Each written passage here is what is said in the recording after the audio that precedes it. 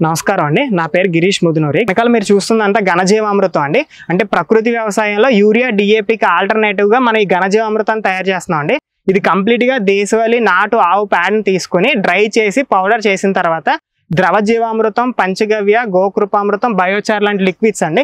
మీరు ఆ పైన చూసినట్టయితే ఆ పైన డ్రమ్స్లో పెట్టాం కదండి, అవన్నీ కల్చర్స్. ఆ కల్చర్స్ అన్ని దీని మీద యాడ్ చేసి ఎన్రిచ్మెంట్ చేసి మిషన్లో స్లీవింగ్ చేసి ఫైన్ క్వాలిటీ పౌడర్ కింద తీస్తామండి.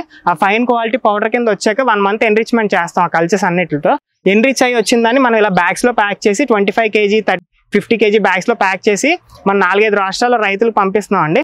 మీకు పామాయిల్ కానీ, కొబ్బరి కానీ, మామిడి కానీ, దానిమ్మ, బత్తాయి, మీకు చీనే తోటల నుంచి మీకు ఎటువంటి పంటలు కన్నా వాడుకోవచ్చు అండి. మీకు వరి, ఆకుకూరలు, కాయగూరలు ఎటువంటి పంట కన్నా భూసారాన్ని పెంచుకోవడానికి యూజ్ చేసుకోవచ్చు అండి. మీకు మెయిన్గా వచ్చేటప్పటికి ఎకరానికి 500 kg పడుతుందండి ఘనజీవామృతం పంటకి.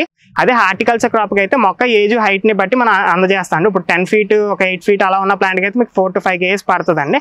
సో మీరు అలా చూసుకున్నట్టయితే మీకు ఎటువంటి పంట కన్నా భూసారాన్ని పెంచుకొని యూరియా డిఏపికి ఆల్టర్నేటివ్ ఈ సేంద్రీయ వ్యవసాయం చేసుకునే రైతులు కావచ్చు, లేదంటే ఆ కెమికల్స్ని తగ్గించుకోవడానికి, ఆ కెమికల్ ఫార్మింగ్ చేసే రైతులను ఆ డోసేజ్ని తగ్గించుకోవడానికి ఇవి మనం యూజ్ చేసుకోవచ్చు అండి.